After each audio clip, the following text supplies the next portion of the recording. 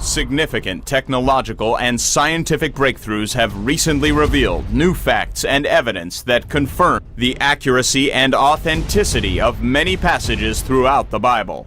Unlocking Ancient Secrets of the Bible highlights these new technologies as well as recent archaeological finds to substantiate several stories, statements, and historical notations found throughout the Bible.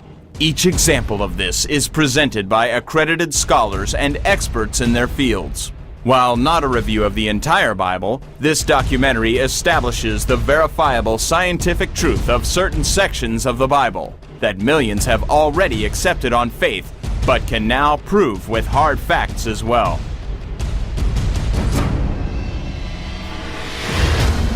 Was the earth created in a single moment? Could Eve actually be the mother of all humanity? And is there hardcore scientific proof that Noah's great flood actually occurred? You're about to find out as we unearth some of the most spectacular evidence ever seen.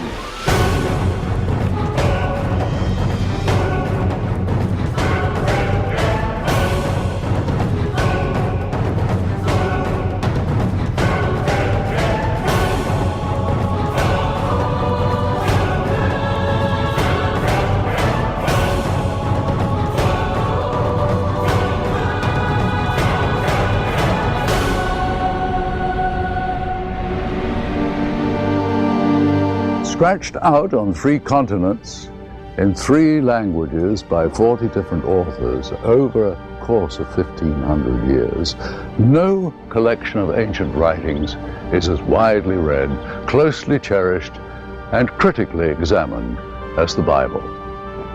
But are the words in this historic book the very words of God?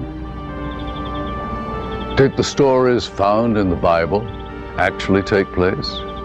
And is there any tangible evidence that we can actually hold in our hands that proves the Bible is true?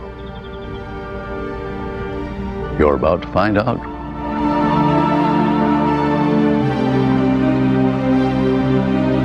Appropriately, our investigation begins with the most famous line in written history. In the beginning, God created the heavens and the earth.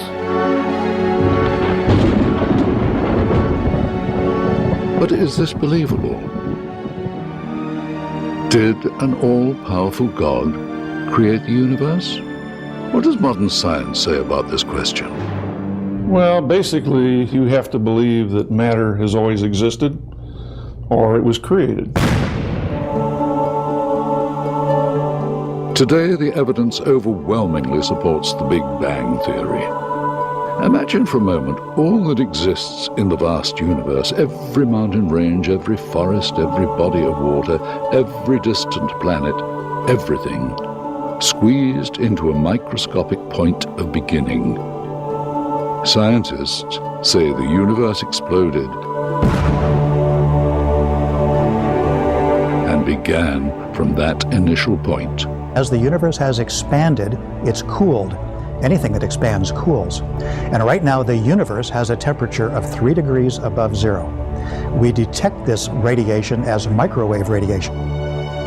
Observatories at the South Pole measure the distribution of microwaves through space and provide information regarding the very early conditions of the universe. And so the Big Bang is not a theoretical idea, it's something we're observing and measuring. The best scientific evidence suggests the universe began, thereby confirming the words of Genesis. And there is compelling scientific evidence that this biblical story of Adam and Eve actually is history. Can every single human being, past, present, and future, trace their family tree back to an original man and woman? And the scientific community actually refers to this genetic atom that they have found as a Y chromosome atom, and they refer to the mitochondrial DNA woman as Eve, and this is referred to in the scientific literature as the Garden of Eden hypothesis. They took mitochondrial sequences from a number of different ethnic groups around the globe and determined that everyone has descended from one female. Could this female be Eve, the first woman created in the book of Genesis? The evidence is compelling. Could also go back and look at the Y chromosomes, and you could trace a lineage through the Y chromosomes to Adam. And the idea is basically the same. Looking at differences in the Y chromosome sequence, scientists did take a look at this. In fact, many have taken a look at this and determined that, yes, we all came from probably one individual. Here, our investigation moves from scientific conjecture to the flesh, blood, and bone of creation. What's interesting is that the apex, the climax of that creation, the last thing mentioned as created, after everything else is prepared for him, is Adam. And it says that Adam is created out of the dust of the ground and out of the breath of God. And what that tells us is that, yes, human beings are a part of creation like everything else. But it also says that we have, and that Adam had, a special relationship with God. According to the Bible, Adam was made responsible for all that was on earth and enjoyed an intimate relationship with nature. Although Adam walked in perfect harmony with creation, he was not complete. When Adam and Eve first met each other, God brought the woman to the man. And Adam seems to be ecstatic that he has found now a counterpart. And it's interesting because he finds her right after he's named all the animals. So it's fresh in his mind that there's nobody like him until he meets her. When Adam was created, he wasn't created like a robot. Adam had free will. So there was a question whether or not he would obey God or not. Ancient desert cultures highly valued the tantalizing taste of fruit. It's no accident the book of Genesis uses the image of a fruit tree to signify knowledge. They're at this tree of the knowledge of good and evil, and the serpent, who is named Shiny, Eve is smitten by him, and he tempts her. The serpent employed a strategy he would revisit. He questioned the reliability of God's word. And so now when the serpent is tempting Eve, the serpent says, oh, is it really true that, you're not supposed to eat of any of the trees of the garden? And then Eve says, well, let me put it straight. She says, we're not supposed to eat or touch of the tree of the knowledge of good and evil. And that's the function of the tree of the knowledge of good and evil, which God told Adam not to eat of. Here's the point. There's nothing really inherently evil about the tree of the knowledge of good and evil. What it involves is the question, will Adam obey God even when he might not understand the reasons why? Or will he think he knows better than God and eat the fruit?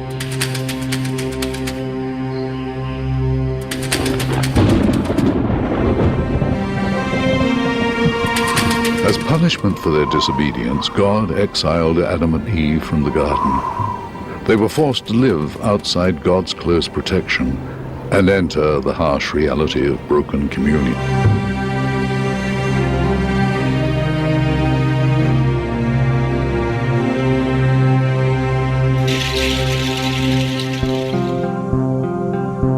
According to the book of Genesis, the fall from grace initiates a time of unprecedented evil. Turmoil and violence run roughshod over the earth. Brother murders brother. This is the backdrop for one of the most controversial stories in the Old Testament, the story of Noah and his ark. When we come to the time of Noah, God has been patient up to this particular point, but now he determines to put an end to sinful humanity by means of a flood. I will bring flood of waters upon the earth to destroy all flesh, and everything that is on the earth shall die. Noah obeyed God and prepared his family. Noah's family filled the boat with food and gathered the animals that would soon repopulate the earth.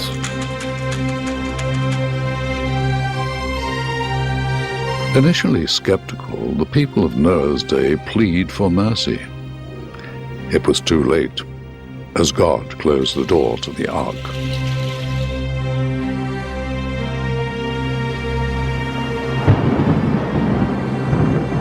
The Old Testament uses the cubit as length measure, and a cubit stands for 1.5 feet. And when we do the conversion from what we read in the book of Genesis, we see that the ark was really, really large.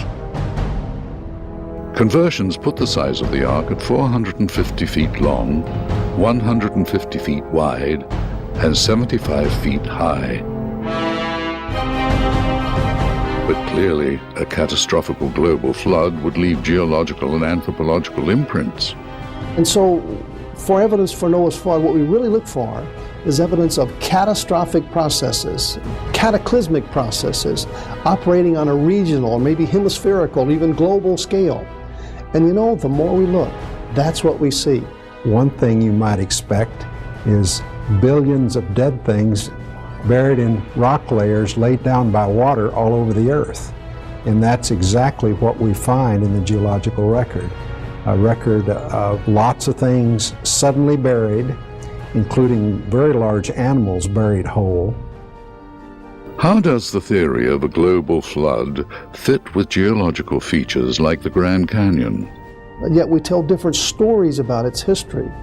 Now, the way the evolutionist is taught to think, the way I was taught to think, the way all of us are taught to think in our education, is that present processes have done it all. And so you see this 18-mile wide canyon and this little bitty 100-foot river down there, and that river is, I suppose, doing some erosion.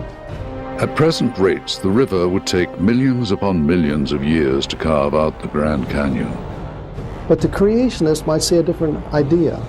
It says this looks for all the world like a larger volume of water came through here and carved this thing out rapidly. That would be the great flood of Noah's day. Could this interpretation of data be supported? By the way, even my evolutionary colleagues nowadays have recognized that the Colorado River would never carve a canyon like this. The mechanics of erosion are all wrong, that it just wouldn't carve a canyon like this. And they have come to the conclusion also that a huge volume of water racing through here not very long ago carved this canyon out rapidly. That's consistent with and supportive of the biblical doctrine of the Great Flood of Noah's day.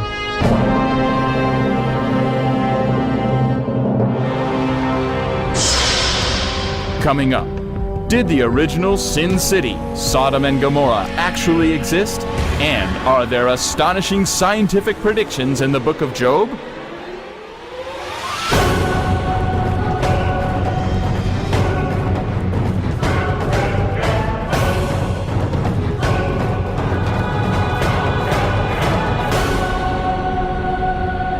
Genesis depicts God as slow to anger, yet quick and decisive in judgment.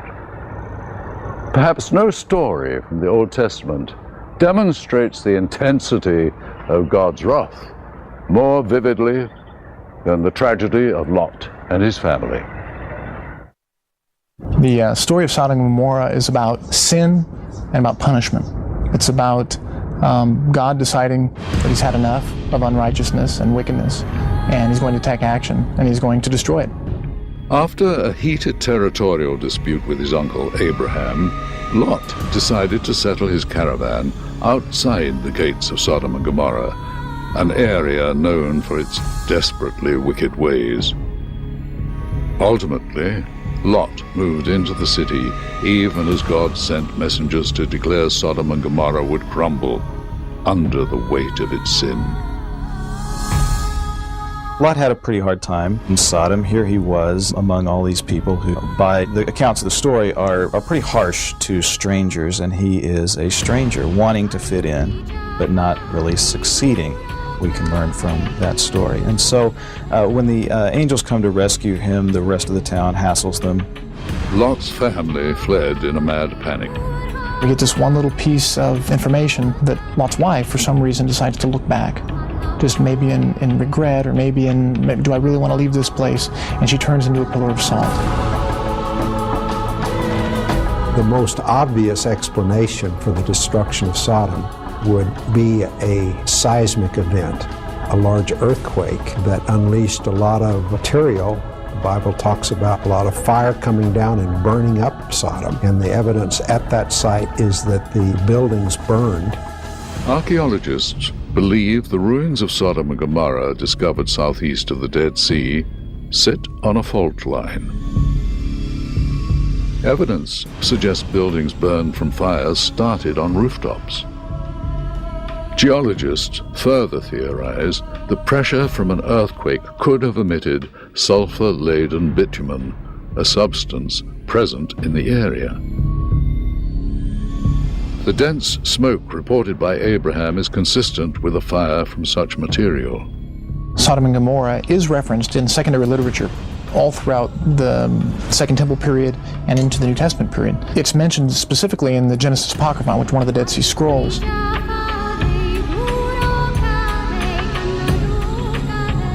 Next, we examine a story about a man who wrestles with the stubborn reality of evil in the world.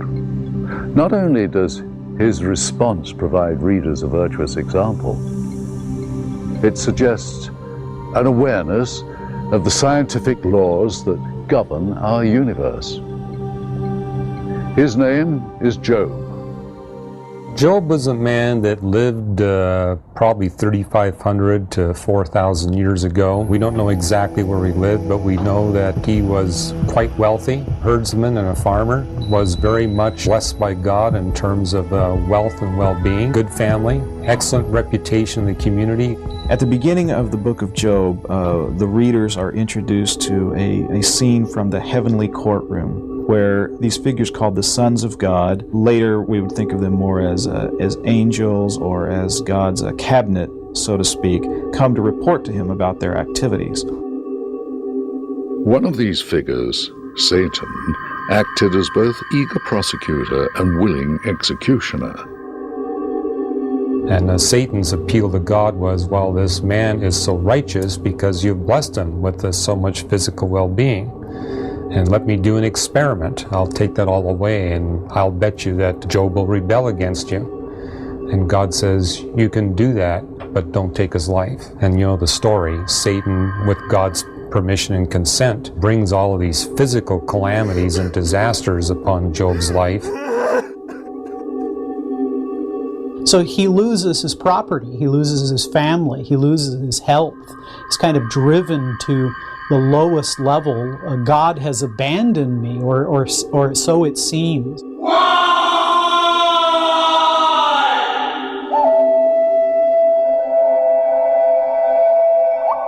The Book of Job presents readers with a long-standing ethical quandary. Why do bad things happen to good people? Believers in God can go through great suffering and difficulty and trial. Their lives can have havoc ruined within it. That doesn't necessarily at all mean that they have done something wrong or that God is bringing judgment. Trial and difficulty are often God's way of pruning a person's character. Not only does the Book of Job communicate valuable moral truths, but some scientists believe it speaks of future scientific discoveries. The book of Job talks about the beginning of the universe and how it's a beginning beyond matter, energy, space, and time. It's the first book of the Bible that talks about the expansion of the universe. It was Fred Hoyle, the famous British astronomer, who said that the Bible is amazing in what it says about cosmology, that the universe is traceable back to an actual beginning of matter, energy, space, and time. How could a book written several centuries before the advent of modern science contain such mind-boggling information? One of the dominant themes you see in the book of Job is that it talks about God creating life in optimal form with optimal designs.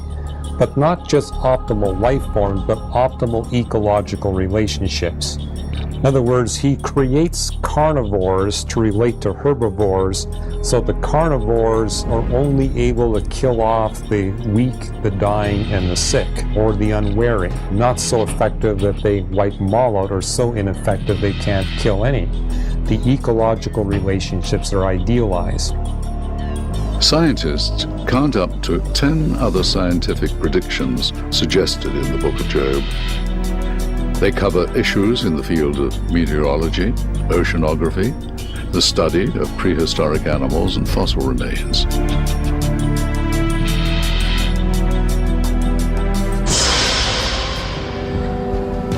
Coming up, Abraham, Joseph, and Moses. Were these men legends or proven real flesh and blood?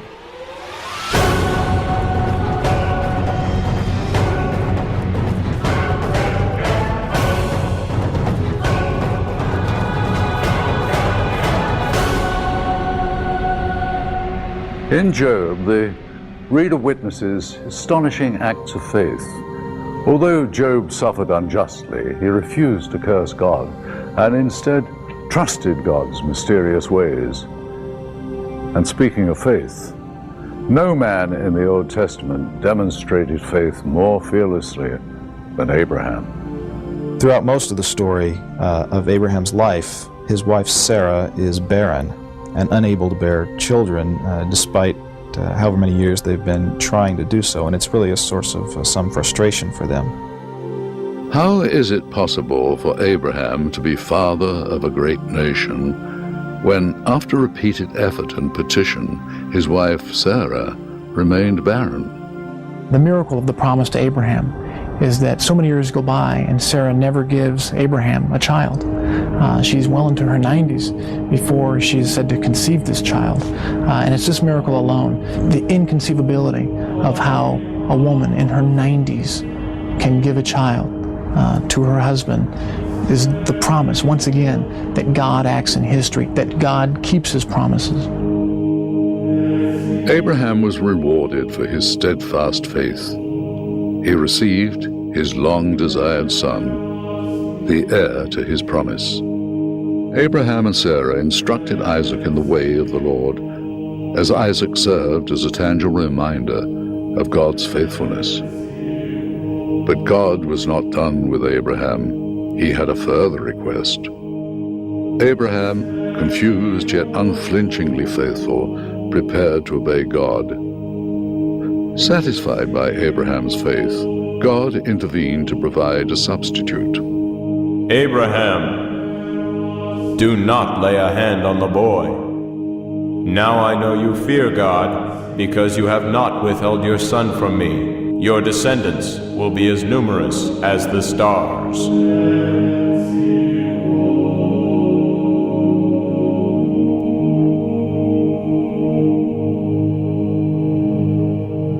Skeptics denied the existence of Abraham's hometown, Ur of the Chaldees, until excavations at the beginning of the 20th century uncovered a temple tower at the mouth of the Euphrates in Mesopotamia. The name Abraham appears in Mesopotamian records. Now, one of Abraham's most famous descendants is Joseph, the son of Jacob. The story of Joseph really kicks off when Jacob gives Joseph a special coat. Joseph's status as favored son created jealousy amongst his brothers. Given opportunity, they conspired against him. The brothers sold Joseph into slavery and led their father headlong into a heart-shattering lie. They told their father Joseph had died.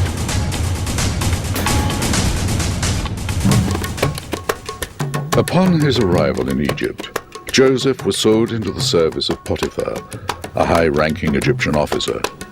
Joseph prospered in the service of Potiphar until Potiphar's wife developed an appetite for Joseph. she wants to be intimate with him. And Joseph, of course, resists her overtures, but she's so upset, she frames him. And this results in Joseph being thrown into jail. Jail was brutal, yet God was with Joseph during his time in bondage. A pivotal point takes place in the prison and also is related to his gift of being a dream interpreter. While he's in prison, he's there with the chief cupbearer and the chief baker. The Pharaoh, troubled by recurring dreams, sought an interpreter. His cupbearer remembered Joseph and brought him before the Pharaoh. The Pharaoh provided Joseph the details of his dreams. Miraculously, Joseph interpreted the dreams as prophetic warnings of a coming cycle of famine. Relieved that he was able to prepare his kingdom in advance, Pharaoh rewarded Joseph by elevating him to second in command.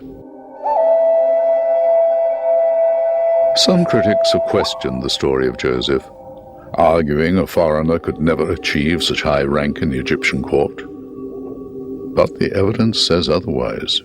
We do know of people of foreign origin adopting Egyptian ways and making it right up to the top of the Egyptian administration.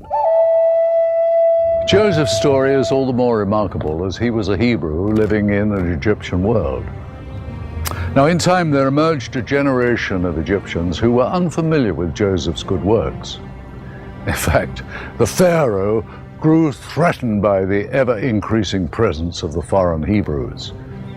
In a fit of frightful paranoia, the Pharaoh decreed that the midwives should drown the children of the Hebrew captives in the muddy waters of the River Nile.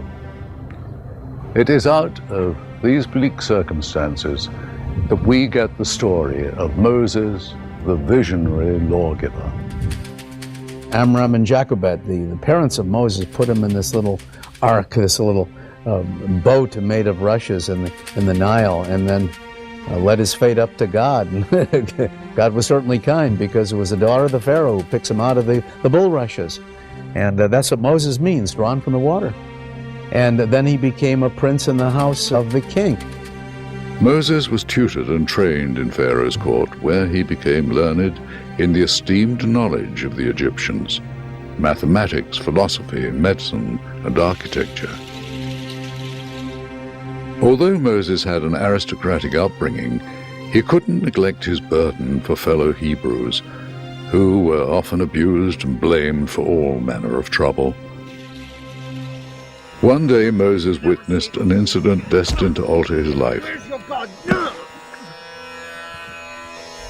He deserved to die like a dog. These people... Filled with righteous indignation, Moses exacted revenge.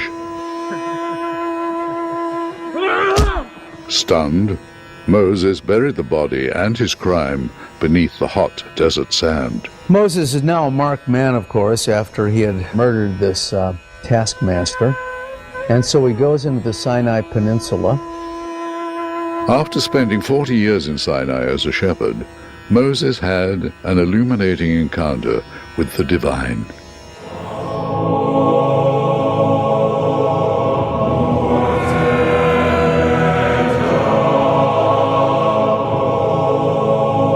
The exodus of the Hebrews from Egypt begins with a miraculous escape from Pharaoh's feverish pursuit.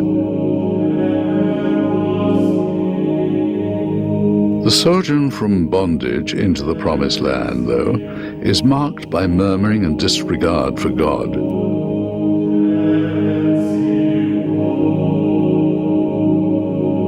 Moses is called upon again to deliver a corrective message to the unruly people. Well, the interesting thing about the Ten Commandments is they tap in and coincide with what our human reason tells us as well.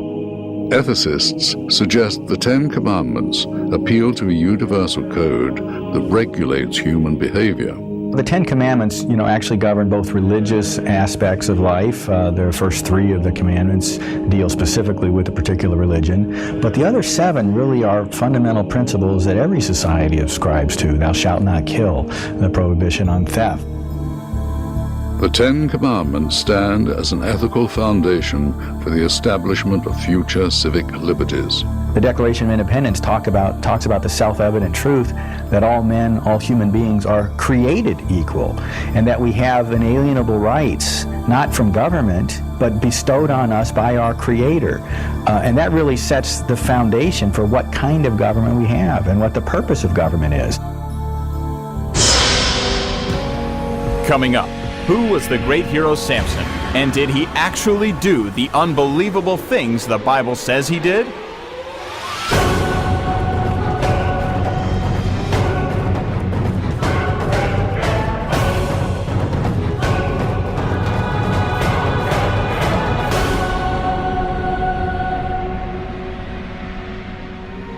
The world over, Moses is celebrated as a courageous visionary.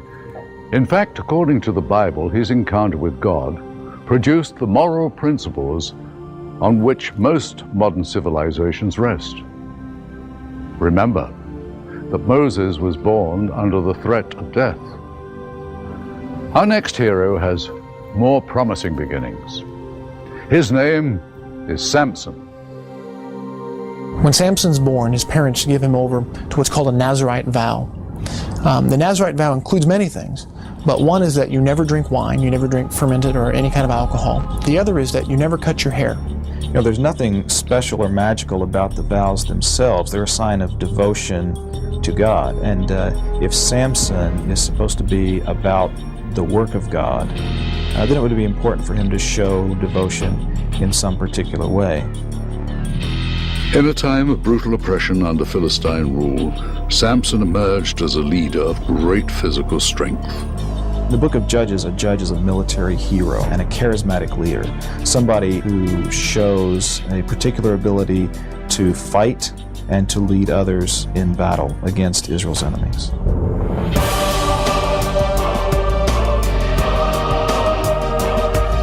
His physical strength found rival only in his moral weakness.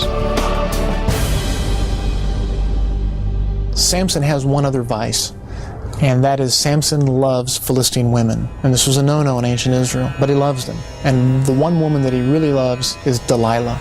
Philistine lords realize how devoted Samson is to Delilah. They use her as a kind of spy to find out the secret of his great power. Delilah was pressured into action. On several occasions, Delilah presses Samson to tell her why he's so strong. Samson thirsted for Delilah. And at first he lies. He does not reveal the truth about his Nazirite vows. And in the end, he doesn't even quite come clean. But he tells her that the secret of his power is in his hair. And if his hair is all shaved off, then he will become as weak as any man. She passes this information on to the leaders of the Philistines. They sneak up on him while he is asleep at her house. Samson loses his supernatural strength, his God-given strength, and they were able to bind him, and they gouge out his eyes. Samson gets his power back really by praying for it, by showing devotion to God, by asking God. God restores his strength. Samson topples the temple, and as the story says, he kills more Philistines in his death than he did previously in the rest of his life.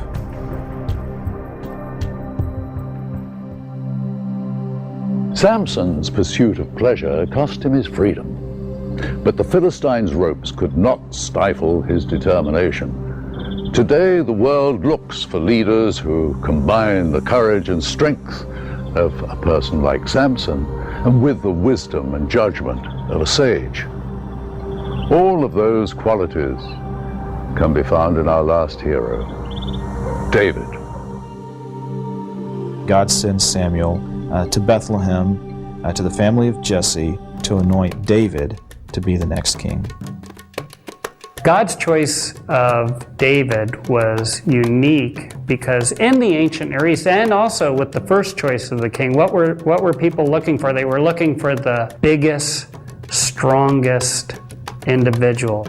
David would soon be given the opportunity to prove himself fit as a leader. And of course, this is the famous David and Goliath story. David, again, is back with the sheep while his brothers are in the army fighting the Philistines. But the Philistines are technologically superior to Israel.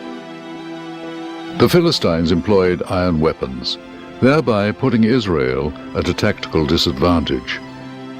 The only strategic leverage for the Jews was control of high ground, making Philistine attack difficult. The Philistines have recourse to an ancient custom, which is a battle of champions. So they put their champion Goliath out to challenge a champion from Israel. King Saul made a declaration to his soldiers. The man who kills the giant will receive riches, his daughter as a wife, and will live tax-free. Still, the soldiers were afraid. So no one wants to fight him.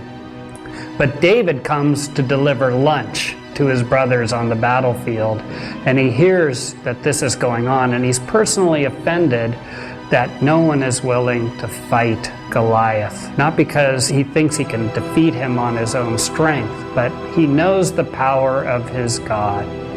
And so David takes the challenge and does what no one else is willing to do, and that is face Goliath. David threw himself at the feet of divine fate. Now, David used a slingshot, and we kind of think of kids using slingshots, but these are serious weapons. Armies use them. As a matter of fact, within the army of Israel, the Benjaminites were particularly adept at the sling.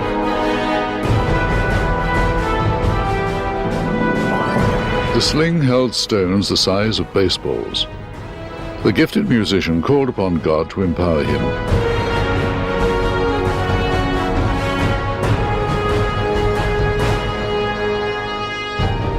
Skeptics long argued that David was a legend contrived by a band of inconsequential nomads, until 1993, when archaeologists digging at Tel Dan in northern Israel discovered a stone slab on which David's name is inscribed, thereby becoming the first archaeological reference to David outside the Old Testament.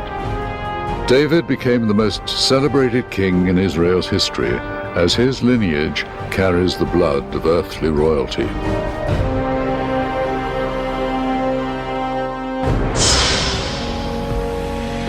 Coming up, what did scientists dig up in the 1960s that proves the Bible's accuracy?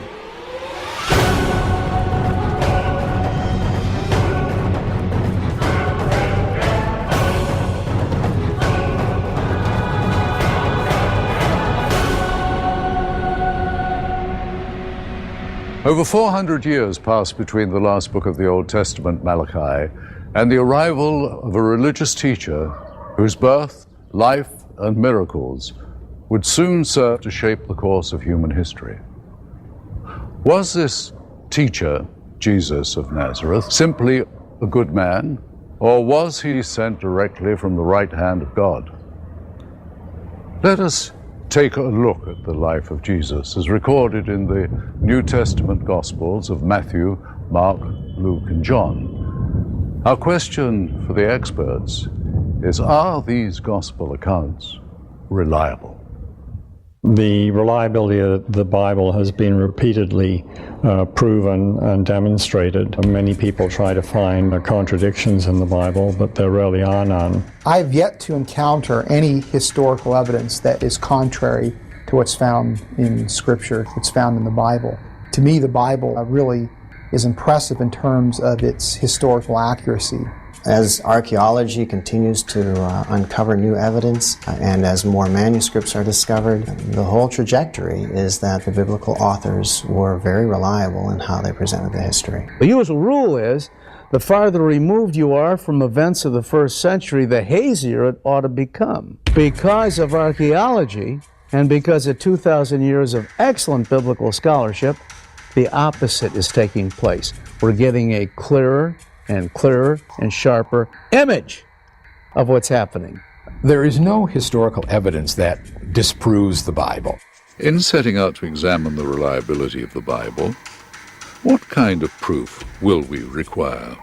Very often when we talk about proof, people are thinking in terms of a mathematical proof. They want it as solid as 2 + 2 = 4. But historical evidence doesn't add up the same way a math problem might. Evidence in history often relies on the quality of the testimony.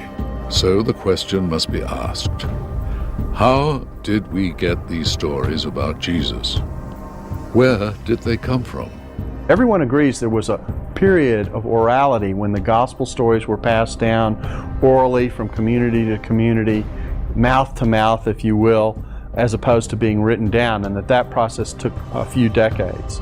But it was in a Jewish context in which they were used to reciting prayers that they had memorized. If this story about Jesus and his teachings had not been important, they would have been lost a long time ago. So they passed on these traditions.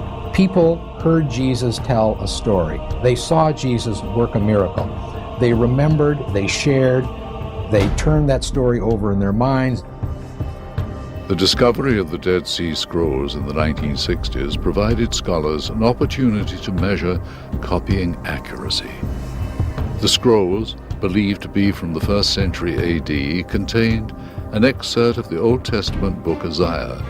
Scholars compared the Isaiah fragment with next available copy from the 9th century. The results are startling. 99.9% same text in both. So this idea that the copyists have, totally changed scriptures just does not work. And it really is a pretty worthless argument. There are non-biblical accounts of Jesus, and these are very important. In fact, some scholars have actually demonstrated that you can get the basic story about Jesus by not even looking at the New Testament.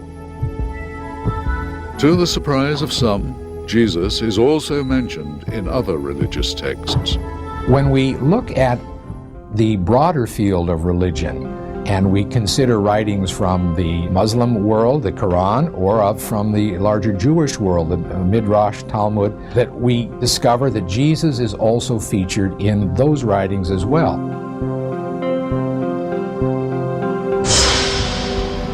Coming up, what proof is there that Jesus actually lived? And is there any evidence that he actually performed miracles?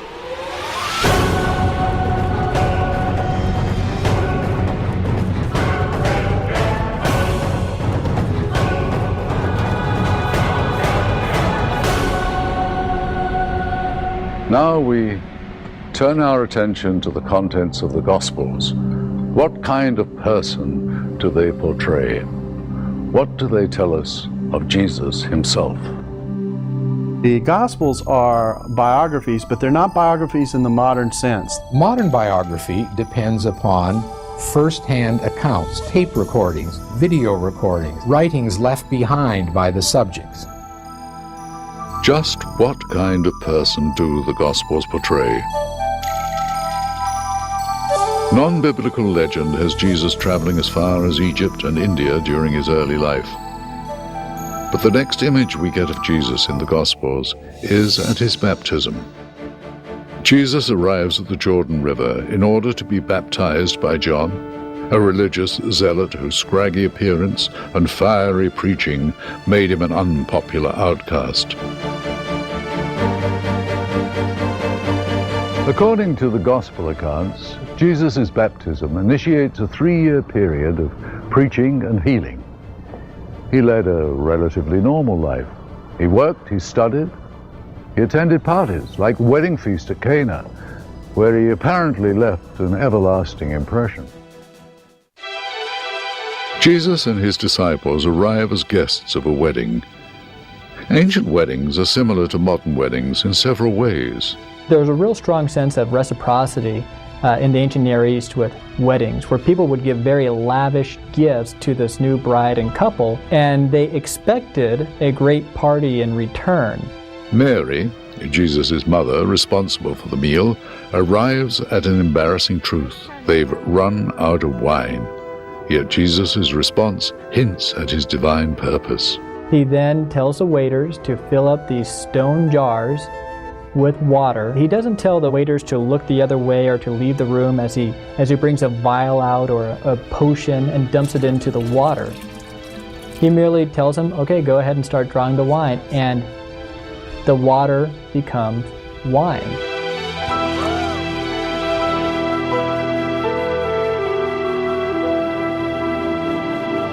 Archaeologists have found pieces of large stone jars of the type the Gospel says Jesus used when he turned water into wine at a Jewish wedding in the Galilee village of Cana.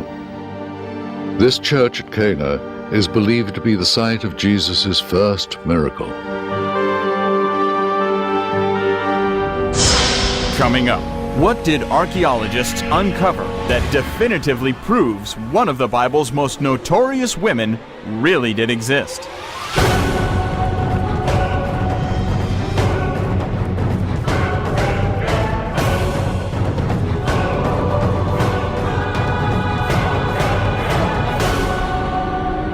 The Gospels tell us that as Jesus walked the region, healing the lame and preaching the forgiveness of sin, an evil plot against his cousin John the Baptist was unfolding. John the Baptist had apparently offended Herod Antipas, the ruler over Galilee, and Herodias, his niece and new wife, by publicly denouncing their relationship as wicked. Herodias conspired with her daughter Salome to silence John the Baptist once and for all. Herod's birthday celebration provided a perfect occasion for their devious plan. Evidently, the floor show was dull, and so his dear second wife, Herodias, in order to liven things up, had her dancing daughter, Salome, come out and do some sensuous dance, which evidently turned Herod's head. And so he says, ask what you will, and it's yours, even to the half of my kingdom. And so Salome, instead of doing the logical thing, asking for half of his kingdom, asked for the head of John the Baptist, who was in prison at that palace. Herod honors his oath by providing Salome and her mother Herodias the head of the slain prophet. Equally startling, recent archaeological digs have shed light on the reliability of this gospel story. New Testament also give us an important evidence about Herod Antipas in connection with the story of beheading the head of John the Baptist, which was apparently here, although the story is legendary, but the palace of Herod Antipas and the dance of Salome was exactly here on the remains that I'm going to show you. Because we found the pavement. The dig, conducted in northern Israel in 2006, proved to be historic. Perhaps you are the first camera team to take the picture of it. First whatsoever. First in history. Now, when we excavated the foundations of the basilica, of the reception hall, we were completely surprised to find remains from the 1st century AD, even from the beginning of the 1st century. And we found beautiful marble floor made of different colors, and we dated it by pottery and by coins to the 1st century. And since marble was so expensive, and since all the parallels for marble come from Herodian palaces, I'm almost convinced that this floor was part of the famous palace that Herod Antipas built, and that was the background for the famous dance. Evidence from the field of archaeology lends the gospel accounts a measure of historical credibility. According to the Gospels, Jesus continued to preach and demonstrate his power over nature. He used this power to ease the suffering of the people who believed in his message. Jesus was an itinerant preacher who often moved from town to town so as to spread his message.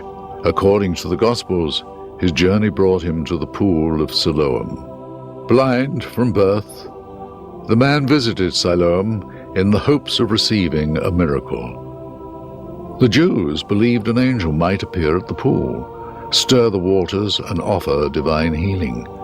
According to the Gospels, the man believed in the possibility of healing and received it at the hands of Jesus.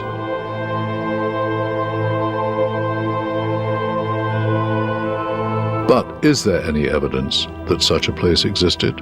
Well, of course, the great good news now is just a little bit further down the hill at Silwan, one of the suburbs of South Jerusalem. They've discovered, of course, the magnificent entrance to the pool. The Gospels depict Jesus as exercising authority over several aspects of nature. Each miracle Jesus performed raised his profile and further convinced his disciples that he was the Messiah. Among Jesus' miracles, one of the most spectacular, of course, is the stilling of the tempest. One day, Jesus and his followers were out on the Sea of Galilee. Although familiar with the sea, a terrible storm whipped the disciples into a frightful panic. And in the midst of this, the disciples are panicking. The breakers are splashing on the bow of the deck. They're afraid their ship might break up. They rushed to wake Jesus from his sleep. Jesus rose to calm both the storm and their fears.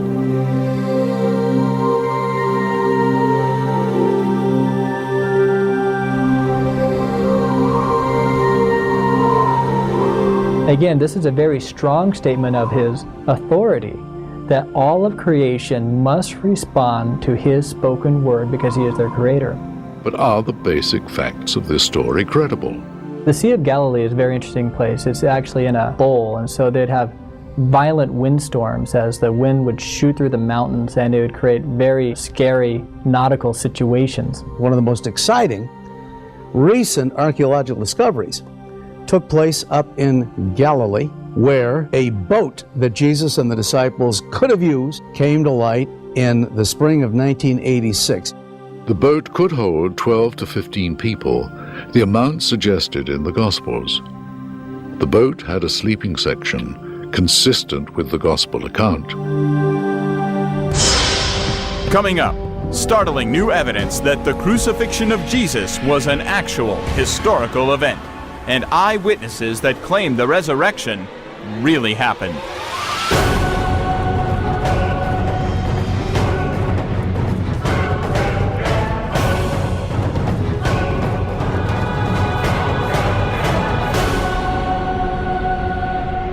The tragic events of the final days of Jesus' life parallels the outline mapped out by the Old Testament prophets. The Passion of Christ, as it is called, has captivated billions for centuries with its heartbreaking depiction of Jesus' final hours on earth. Over the years, many have become skeptical about the story of the Passion. Some claim its infamous characters such as Pontius Pilate and the Jewish high priest Caiaphas never even existed. Others suggest that the resurrection was an elaborate hoax. What do our experts say?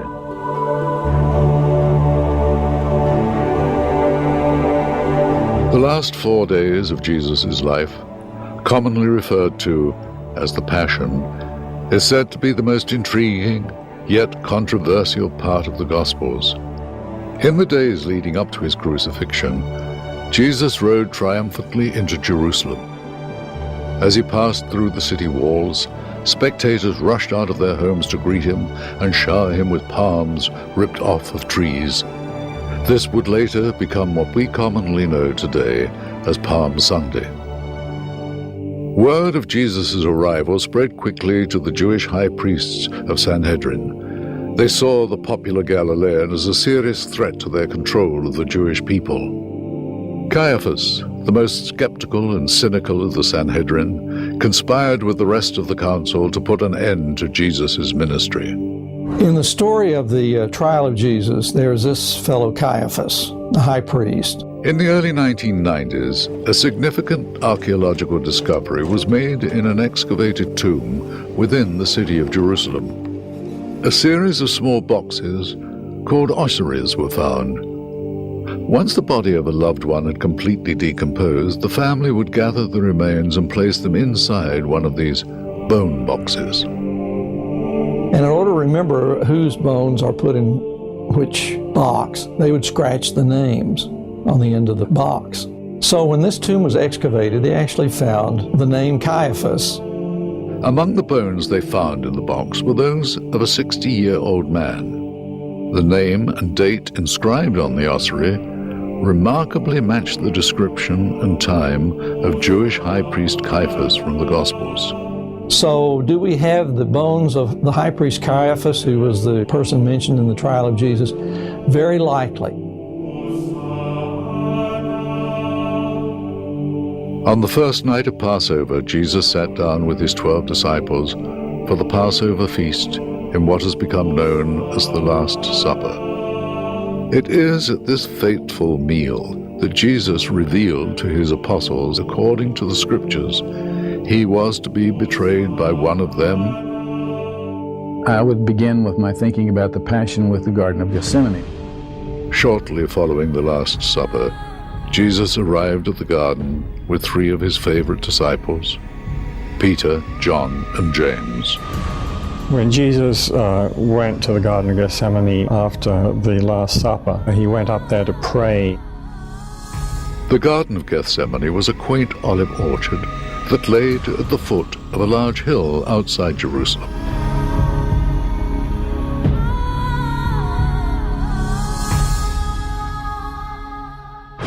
As the disciples slept and Jesus prayed in the still night, Judas crept into the garden along with a soldier dispatched from the Sanhedrin. Judas prearranged with the soldier that he would mark Jesus with a kiss of death.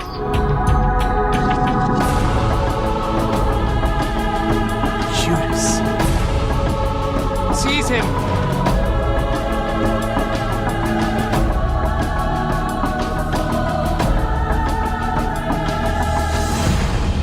Jesus was brought before the Sanhedrin at Caiaphas' house. There a mob had gathered for a clandestine trial in the dead of the night. Jesus admitted to the Sanhedrin that he was the Son of God. They got it. They wanted to stone him for blasphemy after that. Jesus was then taken before the Roman governor, Pontius Pilate, to be condemned to death. Pontius Pilate is a historical character, and we know he's a historical character. This is one of those cases where we have corroboration for his existence and for his job. We know where he was and what he did. Experts agree that there is a mountain of evidence that proves Pilate was the governor of Judea at the time of Christ's death. We actually have an inscription. It was found back in the 60s by an Italian excavation crew who were working in Caesarea. The excavation crew unearthed a stone that was part of a 4th century staircase. However, when they overturned the stone, they found that it had been reused and was actually from the 1st century. When they turned it over, they found part of an inscription, and there very clearly on the inscription you can read the words Pontius Pilate, and his position as the prefect of the area. One of Pilate's duties was the production of currency for the region. We also have coins that were minted by Pontius Pilate. We know the dates when Pontius Pilate was the governor in Judea, and we know the dates of these coins. So by putting those two things together, we can know that we have coins that were minted by Pontius Pilate. For many centuries, no record of the spot where Jesus was tried before being crucified had been discovered.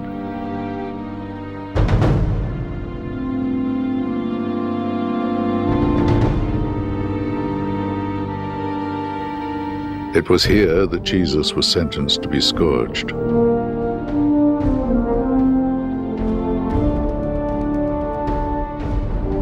After they stripped and beat him, the soldiers placed a crown of thorns upon Jesus' head to mock him. They then led him up the hill to Calvary, pushing and kicking him as he struggled to carry his own cross. This chilling execution site had the foreboding name of Golgotha, place of the skull.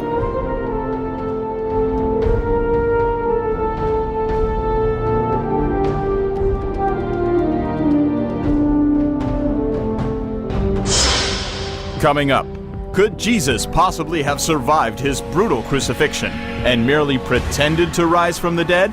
Or is there scientific evidence that proves otherwise?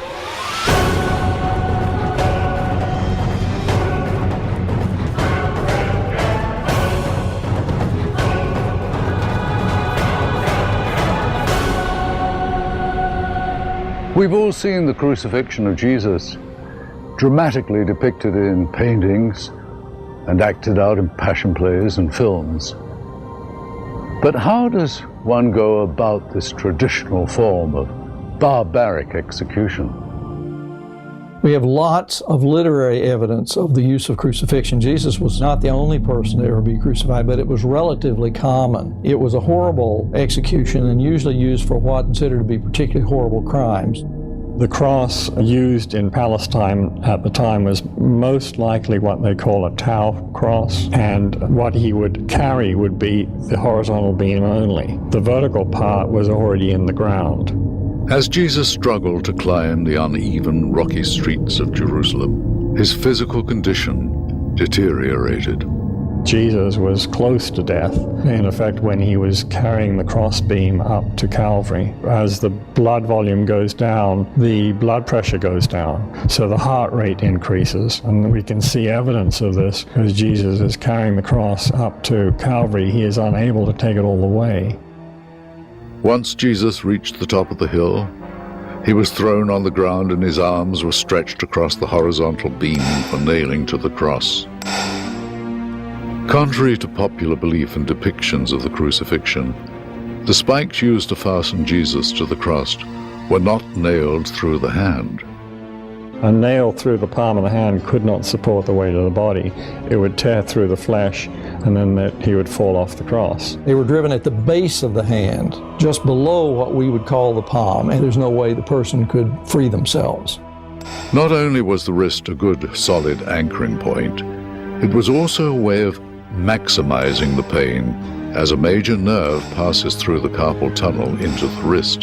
That nail, as it's driven through, crushes the median nerve, which causes excruciating pain because it's worse than you bumping your elbow or your funny bone. Well, that's nothing compared to what would happen if you imagine just bumping the ulnar nerve, how much worse it would be if you took a pair of pliers and crushed the ulnar nerve. Every time Jesus pushed up to relieve the weight of his body so that he could breathe, the nail would rotate on the raw end of the nerve, causing incredible pain. As the Romans raised his cross in the air and fitted it into the hole in the ground, his whole weight would be pulling on those nails in his wrists. Literally is an excruciating experience, and that word excruciating comes from the Latin, which is ex crucio, out of the cross, ex crucio. And so the pain involved is just absolutely enormous.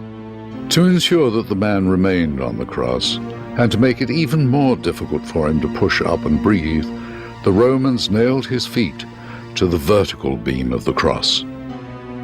Archaeologists made a startling discovery when they found the ossuary, or bone box, of a man in his 20s named Johannan. Carbon dating of the bones proved Johannan lived and died at the same time as Jesus. When they began to take the bones out of the box to organize them, they found something very unusual.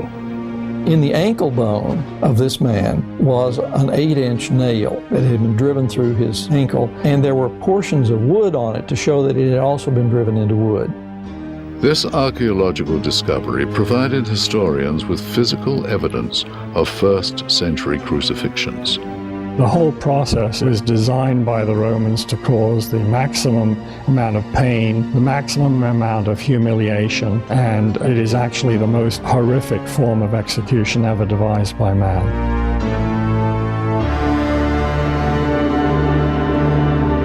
Skeptics believe that Jesus actually survived his crucifixion and that he faked his own death in order to fulfill the Old Testament prophecies. But because of historical records, we know for certain that would have been impossible.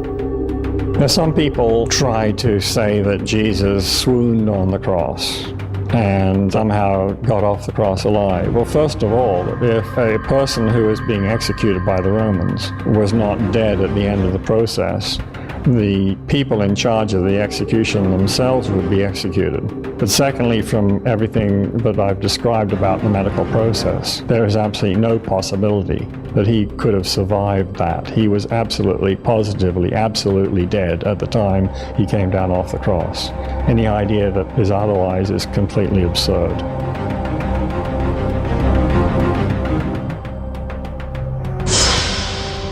Coming up, a new religion is on the rise, and its believers are willing to die for their beliefs. Is this proof that the New Testament is pure and irrefutable fact?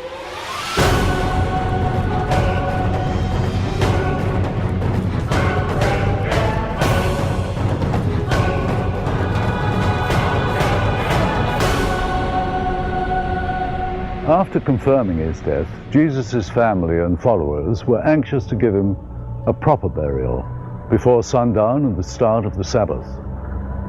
A wealthy man named Joseph of Arimathea asked Pontius Pilate for Jesus' body so that he may honor him with a traditional Jewish burial. Joseph had recently contracted for his own tomb to be carved out of a large rock, and it is there that he laid Jesus to rest. A first century tomb is easy to spot. We have many examples, archaeological examples of first century tombs. A heavy, wheel-shaped stone was rolled over the entrance to the tomb, and a Roman guard was placed on duty as the Sanhedrin were concerned that Jesus' disciples would steal his body and claim he had risen from the dead. They were sealed on the front. They had a very small opening in the front. You had to bend over to go into the tomb, and the first thing you saw was a big room, an anteroom, and then you saw other rooms that led off to the sides where burials would take place. On Sunday, Mary and Mary Magdalene brought spices and oils in hopes of anointing Jesus' body, but when they arrived at the tomb, they discovered that the rock had been rolled aside and the tomb was empty. Mary and Mary Magdalene were startled by an angel who told them that Jesus of Nazareth had risen from the dead. He instructed them to alert Peter and the disciples that Jesus will meet up with them in Galilee. Women were not considered to be reliable witnesses in a court of law. It is unusual then that the first line of witness and testimony to the resurrection of Jesus comes from the women in the Gospels. The testimony of a woman in the first century was not even valid.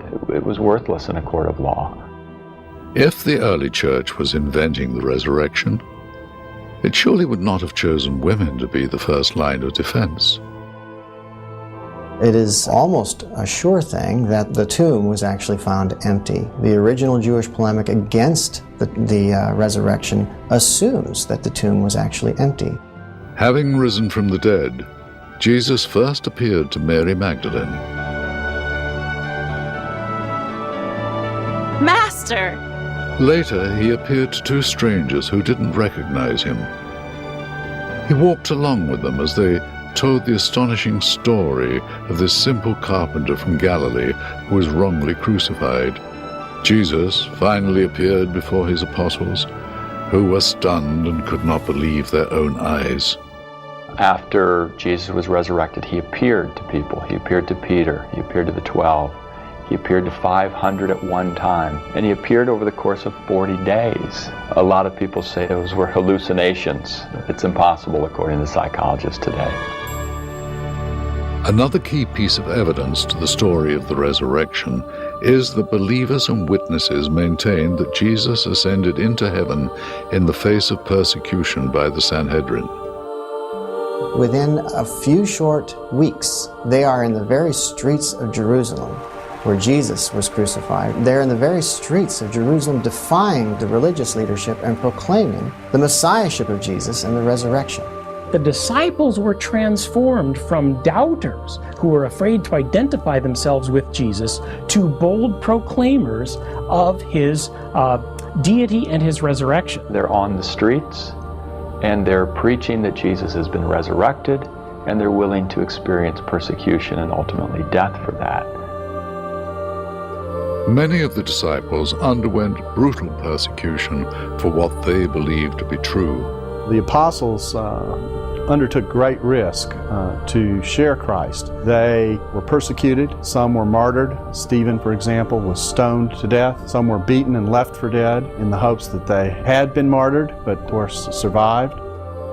By their own confession, they did what they did because they were convinced they saw Jesus alive physically after his crucifixion. All four Gospels break off with Jesus ascending into heaven, but only Luke's book of Acts shows what happens in the intervening segment between the end of Jesus' ministry and the birth of the church.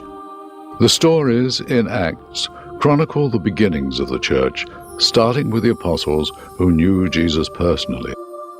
But in time, the seeds of faith spread across the earth, influencing beliefs in all parts of the world. Here we have the record of how all these little molecules, you might say, of the faith got seeded and how they grew into what is today the most successful single phenomenon, statistically considered, in the history of the world. Luke, the evangelist, is credited with writing the book of Acts. Luke's precise, technical writing style authenticates his authorship. Now, Luke was a doctor by profession. He was a very educated and erudite man. And if you look at the language of Luke and Acts, it was written like a Greek classic. The nice thing about the book of Acts is the absolute realism. It's first-rank history. But can we really believe what Luke tells us? Are the events described in the book of Acts a true account of the times? Or were the stories embellished, even fabricated, simply to advance their message of Jesus? Was it all just an elaborate hoax? It's not even the critics of Christianity believe that's the case. They might believe that they were mistaken, that they may have had spiritual experiences, but certainly not an intentional hoax of any sort. And then to expect that they went on to the rest of their lives propagating this hoax that they knew was false. And then eventually many of them were martyred and tortured even before that. That is almost a greater miracle than to posit the idea of Jesus' physical resurrection. As the apostles' preaching began, winning new followers of Christ from Jewish communities, many Jewish laws were altered or abandoned. This dramatic, dogmatic shift is startling to historians and further proves the accuracy of the accounts. It is quite striking then when you look at the practices of the early church in a Jewish context as well as moving on into the Gentile world, where significant aspects of the Jewish beliefs and practices were altered in the name of Jesus. Circumcision isn't as important. Eating with Gentiles is okay now. Eating foods that aren't kosher is okay now. You also have the transference of the Sabbath from Saturday to Sunday. These are drastic changes for a Jewish group of people. The only way to explain that is that something happened. Does this Jewish conversion phenomenon give credence to the Scriptures? Many believe that their change was only possible if Jesus had actually been resurrected. Rather inexplicable if Jesus had remained in the grave. It makes a lot more sense why these Jews would make these huge shifts if they actually encountered him alive after death. Something would have had to have happened in their midst of monumental proportions. Although their message was changing lives, the apostles soon learned that spreading the gospel came with a price. It wasn't long before Christian persecution began. Just like Christ suffered to make the gospel possible, the apostles suffered to make the gospel available. They were persecuted horribly for the stance that they were taking with regard to the resurrection of Jesus. Now, I don't know about you, but if it were me, at some point I would say, stop, it's a lie. We made this all up. But they didn't. They died for this. This is one of the reasons the gospel is very likely to be true and authentic, is because here were people willing to give their lives for something they believed in. The first to fall in the name of Christ was a young man called Stephen. Stephen was a deacon in the Hellenistic or Greek-speaking faction of the early church. He was a servant, he was an administrator, he was to be a peacemaker, and ultimately became a martyr. They dragged him in before the council. Stephen gave an impassioned speech. Eventually they took him outside and they stoned him to death.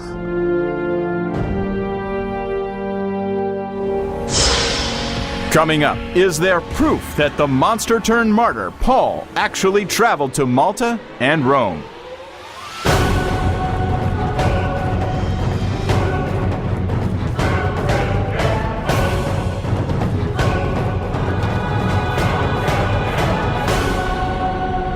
This tragic martyr's tale has a peculiar twist. One of Stephen's persecutors, a man present at his very execution, would go on to become the most important member of the early church and the focal point of the book of Acts.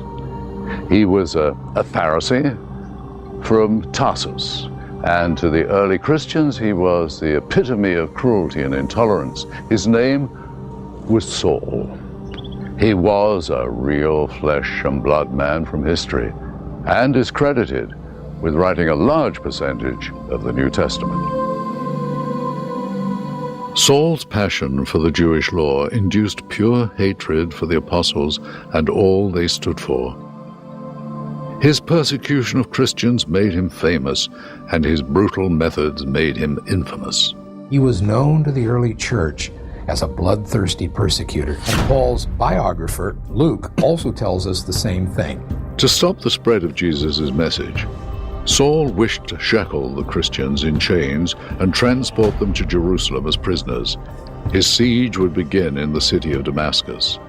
So he was traveling to Damascus and almost to the city, and suddenly a light shone from heaven all around him. He fell to the ground, and he heard a voice saying, "Saul, why are you persecuting me?" And he says, "Who are you, Lord?" And he says, "I am Jesus, whom you are persecuting. But get up, go into the city, and it will be told what will be done with you there." So he did get up, but he found that he was blind, and he had to be led into the city. They brought him to the house of Judas on the street called Straight.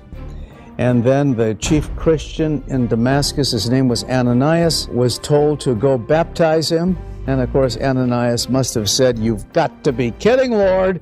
Here's the chief persecutor."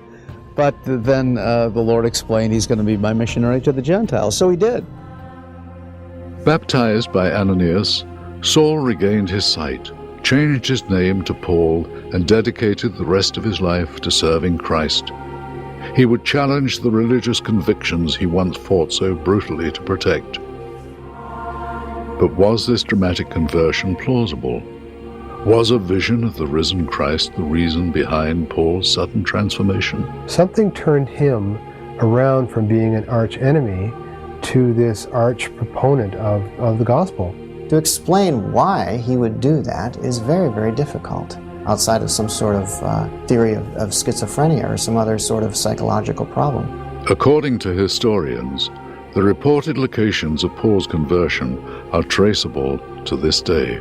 You can go to Damascus and you can still see the street called Straight. In Arabic, it's called Darb el-Mustaqim, the straight way. They will even show you what is presumed to be the chapel of Ananias where Saul received his sight. Through persecution and misunderstanding, the apostles pressed on, and in time their message captured many hearts. Churches began sprouting up all across land as communities gathered to worship the new Messiah. But still, these new Christians had some serious questions about Jesus and his teachings. They need to know how their lives should be conducted, what their faith should be, and even though they've gotten this by oral tradition, it's good to have some written documents that remind them and reinforce them of this. Sometimes there were big theological disputes that were raging in the church. Paul and the apostles faced this problem head-on, crafting a series of messages that would become the book of letters. These ministerial missives would prove nearly as influential as the Gospels themselves. The letters, the epistles, were written to answer very practical questions that were arising in the various churches in regard to how to live the good Christian life. Coming up, ancient art is evidence of St. Paul's journey to Malta described in the Bible.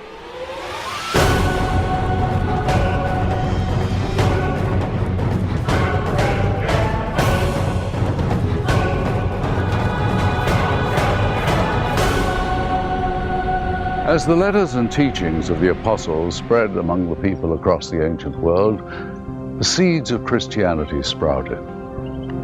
But for Paul, his fate would be far from flowery. Like Stephen before him, his tireless preaching of Jesus' death and resurrection brought about his own arrest, trial, and execution.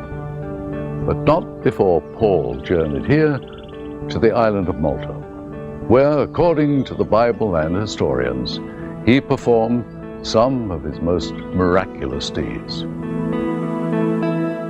In the Roman Empire, preaching Christ's message meant gambling with your life.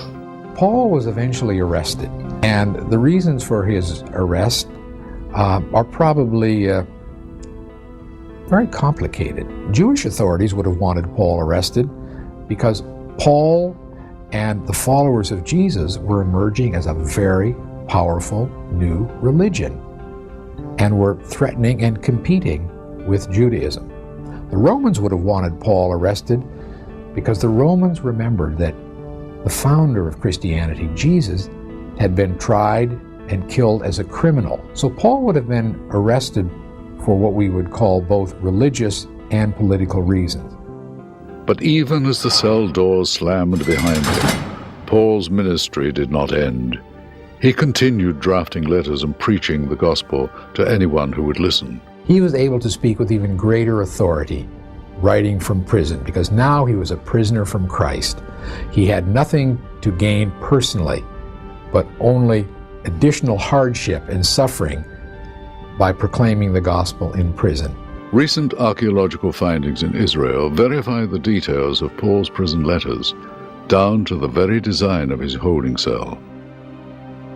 And the two holding cells represent beautifully the life of St. Paul in Caesarea, in the prison. It was a shock to find it. It's a beautiful discovery because it may explain how St. Paul was able to write his letters in the prison. These ruins bring Paul's letters to life, confirming the description of his encampment and reinforcing the authenticity of his story. The windows faced the street on the other side of the wall, which means that the prisoners got their food and supply from their relatives or friends from the outside world. And if you read the story about St. Paul, this is exactly the case. Paul continued this cell block ministry until finally deciding to appeal his case to the ruler of Rome. This would send him on his most hazardous journey yet. He appealed to Caesar, saying, I am a Roman citizen and I have this right to appeal to Caesar. And so he went through this appeals court and eventually was sent on a ship to Rome. And travel wasn't exactly safe in this ancient period, particularly by sea. So Acts 27 has the story of a very perilous sea journey that Paul undertook while he was under arrest. And while he was on this ship, a violent northeaster, as they called it, came down and caused hurricane-type storm. And so again, you have these seasoned sailors who are on this boat. They are frightened, they are scared, and they are convinced that they will die. But then Paul has this vision in which an angel tells him, don't worry, Paul, everyone here is going to live. So eventually the boat crashes against some rocks outside of Malta. Everyone grabs a piece of scrap wood, they paddled to shore, and everyone lived. And that prophecy came true. While the ship's crew made their repairs, Paul began spreading his message to the Maltese community. Reportedly living in this cavern, known today as St. Paul's Grotto, Paul preached the gospel to the islanders who had never encountered Christian teachings before. Paul takes advantage of his downtime, so to speak, and preaches and proclaims the gospel. As entranced as the Maltese people became at Paul's words, his deeds astounded them even more. The scriptures state that Paul began healing all the sick in their community, and he himself survived a deadly snake bite right before their eyes. But that wasn't the only impression left behind. Scholars claim that this image, a portrait of the baby Jesus and Mary, was painted by the Apostle Luke during his stay with Paul on the island. Pilgrims have flocked to this spot, called the Grotto of Our Lady, for centuries. Many claim this painting is undeniable proof that the disciples were indeed shipwrecked here. But whatever the relics signify, there is no denying Paul's influence on the island of Malta. His conversion of their community demonstrates the true power of faith. But Paul's final obstacle was one even he could not overcome. Upon arriving in Rome, he was living on borrowed time. Following 2 years of imprisonment, Paul would stand trial before the Emperor Nero. And as a final testament to his extraordinary faith, Paul would be executed by beheading. And the relics of that sacrifice, the beheading column and a bone from Paul's arms, are kept here at the Church of St. Paul's Shipwreck in Malta. The parishioners of this church, along with all the Christians of Malta and everywhere else Paul's influence has spread, are a living testament to the life of this hallowed disciple of Jesus. Paul's influence on modern Christianity cannot be overestimated. What we have to say is that without Paul, we would not know Christianity and the church as we do it today. The Acts and Letters of the Apostles are more than a collection of missions and missives. They provide concrete evidence tied to historic and geographical records which prove the validity of the disciples' journeys and the faith that guided them past overwhelming obstacles.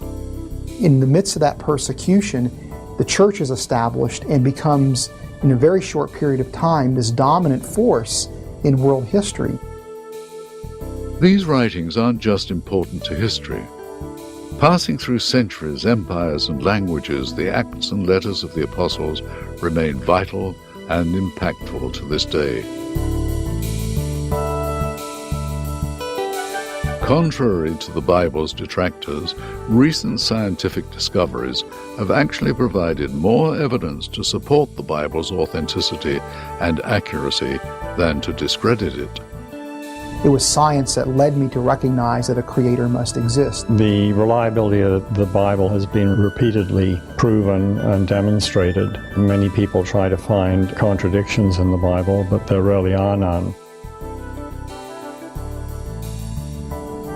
According to the testimony from our experts, it appears that the Bible is actually enriched with facts and may very well be historically accurate.